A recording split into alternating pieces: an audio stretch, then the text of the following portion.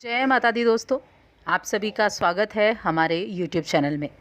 दोस्तों, भाद्रपद शुक्ल पक्ष की पूर्णिमा तिथि से 16 दिवसीय श्राद्ध प्रारंभ होने वाले हैं। यानी कि 20 सितंबर से श्राद्ध पक्ष की शुरुआत हो जाएगी और अश्विनी माह की अमावस्या को यानी 6 अक्टूबर दिन बुधवार के दिन ये श्राद्ध समाप्त होंगे। श्राद्ध पक्ष जब होते हैं तो इनको पितृपक्ष भी कहा जाता है और महालय भी कहा जाता है। इसके श्राद्ध जो शब्द है ये बना हुआ है श्रद्धा से, जिसका मतलब होता है पितरों के प्रति श्रद्धा भाव रखना। देखिए, हमारे भीतर जो प्रवाहित रक्त है उसमें हमारे पितरों के अंश हैं, जिसके कारण हम उनके ऋणी हैं और यही ऋण उतारने के लिए श्राद्ध कर्म किए जाते हैं। तो अब ये जो श्राद्ध पक्ष हैं 16 दिन के ये श्राद्ध पक्ष हैं और ये श्राद्ध पक्ष क्यों महत्वपूर्ण होते हैं, इन दिनों में आपको क्या नहीं करना चाहिए, कुछ ऐसी चीज़ें हैं जो श्राद्ध पक्ष के दौरान बिल्कुल नहीं करना चाहिए और क्या आपको करनी चाहिए, किस तरह से अपने पितरों का आशीर्वाद आप पूर्ण रूप से प्राप्त कर सकते हैं। हमारे पितरों का आशीर्वाद इतना पावरफुल होता है कि इन श्राद्ध पक्ष में लोग अपने पितरों को ही प्रसन्न करने में लगे होते हैं। उनके आशीर्वाद से, उनकी कृपा से हमारे जीवन में सुख समृद्धि रहती है, खुशहाली रहती है, जीवन पर आने वाली हर बला टलती है। इसलिए ये बहुत महत्वपूर्ण 16 दिन हैं। इसलिए हमें देव पूजा से पहले अपने पूर्वजों की पूजा की जाती है, पूजा करनी चाहिए। पितरों के प्रसन्न होने पर देवता भी प्रसन्न होते हैं और हमारी संस्कृति में तो बड़े बुजुर्गों का सम्मान मृत्योपरांत भी किया जाता है और जीवित रहते भी किया जाता है। तो विधि अनुसार आपको पितरों का तर्पण करना है, क्या करना है क्या नहीं करना है, ये भी हम बिल्कुल विस्तार से जानेंगे। कुंभ राशि के जातक ध्यानपूर्वक सुने। आगे बढ़ने से पहले चैनल को सब्सक्राइब कर लें, वीडियो को लाइक कर दें और नोटिफिकेशन बेल को ऑल पर सेट कर दें। इससे हमारी सभी वीडियोज़ की नोटिफिकेशन आप तक पहुँच सकेगी सबसे पहले। देखिए, ज्योतिष शास्त्र में पितृदोष जो होता है उसको काफ़ी अहम माना जाता है। जब जातक सफलता के बिल्कुल नज़दीक पहुंचकर भी सफलता से वंचित हो जाता है या संतान उत्पत्ति में परेशानियां आ रही हों, लगातार धन हानि हो रही हो, तब ज्योतिष शास्त्र पितृदोष से पीड़ित होने की प्रबल संभावनाएं जताता है और इसीलिए पितृदोष से मुक्ति के लिए पितरों की शांति आवश्यक मानी जाती है, उनका तर्पण आवश्यक माना जाता है। अब 16 दिन की ये अवधि है। सभी पूर्वज अपने परिजनों को आशीर्वाद देने के लिए इन 16 दिनों में पृथ्वी पर आते हैं। उन्हें प्रसन्न करने के लिए तर्पण, श्राद्ध, पिंड, दान, पुण्य ये सब किया जाता है, अनुष्ठान किए जाते हैं। और क्योंकि इससे व्यक्ति के पूर्वजों को उनके इष्ट लोक को पार करने में मदद मिलती है और वहीं जो लोग पूर्वजों का पिंडदान नहीं करते हैं उन्हें पितृ ऋण, पितृदोष सहना पड़ता है। इसीलिए श्राद्ध पक्ष के दौरान यदि आप अपने पितरों का श्राद्ध कर रहे हैं तब आपको कुछ बातें हैं जो आपको ध्यान में ज़रूर रखनी चाहिए। शास्त्रों के अनुसार बड़े पुत्र और सबसे छोटे पुत्र को श्राद्ध करने का अधिकार होता है। इसके अलावा विशेष परिस्थिति में किसी भी पुत्र को श्राद्ध करने का अधिकार होता है। पितरों का श्राद्ध करने से पहले स्नान करें, स्वच्छ वस्त्र धारण करें और पूर्वजों का आवाहन करें। पिंड दान के रूप में एक भाग के रूप में जो जौ के आटे होते हैं, तिल होते हैं या आप रोटी बनाते हैं या गोलाकार पिंड बनाते हैं वो भेंट करें। और किसी ब्राह्मण के द्वारा श्राद्ध कर्म करवाना चाहते हैं तो और अच्छी बात है, ब्राह्मण के द्वारा करा सकते हैं।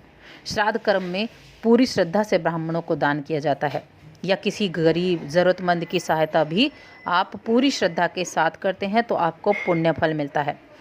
इसके साथ साथ गाय, कुत्ते, कोए, पशु पक्षी इन सभी को भी एक एक अंश भोजन का जरूर डालना चाहिए, तभी आपका श्राद्ध पूर्ण होता है जब आप अपने पूर्वजों का श्राद्ध कर रहे होते हैं। अब ऐसी क्या चीज़ें हैं जो आपको नहीं करनी चाहिए इस श्राद्ध कर्म के दौरान। एक तो शास्त्रों के अनुसार पितृपक्ष में कोई भी शुभ कार्य ना करें, किसी भी शुभ कार्य की शुरुआत ना करें। इस दौरान कोई भी वाहन या कोई भी नया सामान ना खरीदें। इसके अलावा इन 16 दिनों में मांसाहारी भोजन का सेवन ना करें और श्राद्ध कर्म के दौरान अगर आप जनेऊ पहनते हैं तो पिंडदान के दौरान उसे बाएं की जगह दाएं कंधे पर रखना होता है। इसके अलावा इन 16 दिनों में कहते हैं कि जो श्राद्ध का कर्मकांड करने वाले व्यक्ति होते हैं उनको अपने नाखून नहीं काटने चाहिए, दाढ़ी बाल ये सब भी आप उनको नहीं करने चाहिए। किसी भी तरह के बुरे व्यवहार में लिप्त ना हो, ये आपके लिए आपके शुभ फल देने में आपको बाधित करता है।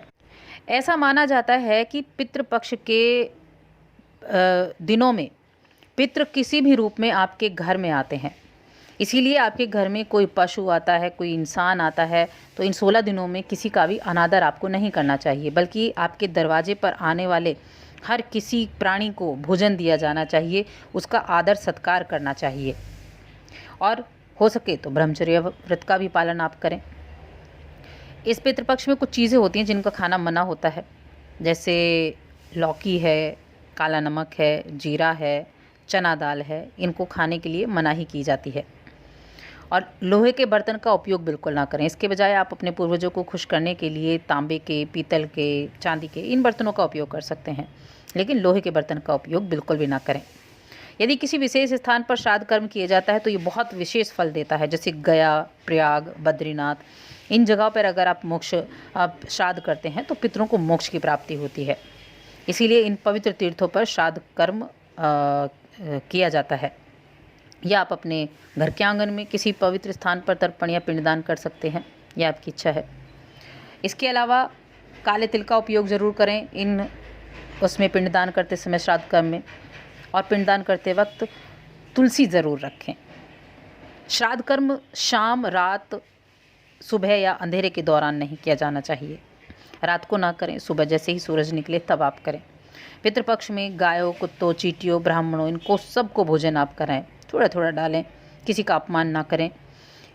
तब आपका घर, आपका परिवार सभी में सुख शांति बनी रहती है। पितृ प्रसन्न होते हैं, जीवन में सुख समृद्धि का आशीर्वाद देते हैं और कहते हैं कि जब पिंडदान करते हैं तो 3 पीढ़ियाँ आपकी राज करती हैं जब पितृ आपके प्रसन्न हो जाते हैं। इसीलिए ये वो श्राद्ध हैं जिनमें आपकी पितृ, आपके पूर्वज आपको खुश रहने का आशीर्वाद देते हैं, आपके हर तरह के काम बनाते हैं, हर तरह की रुकावटों को दूर करते हैं। इतने उत्तम ये श्राद्ध पक्ष माने जाते हैं। अब ये जो श्राद्ध पक्ष हैं, अगर आपको अपने पितरों की तिथि नहीं पता कि किस तिथि में आपको श्राद्ध पक्ष करने हैं, तो आप एक तो जो लास्ट दिन होता है पितृपक्ष का, उस दिन सभी भूले बिछड़े पितरों के निमित्त तर्पण किया जाता है, श्राद्ध किया जाता है, तो उस दिन आप कर सकते हैं। उस दिन सभी के निमित्त किया जाता है, तो उस दिन का आप श्राद्ध कर सकते हैं अपने सभी पितरों के लिए। तो दोस्तों, ये जानकारी अगर आपको पसंद आई है तो हमारी वीडियो को लाइक करें और शेयर भी करें और चैनल को सब्सक्राइब भी कर लें।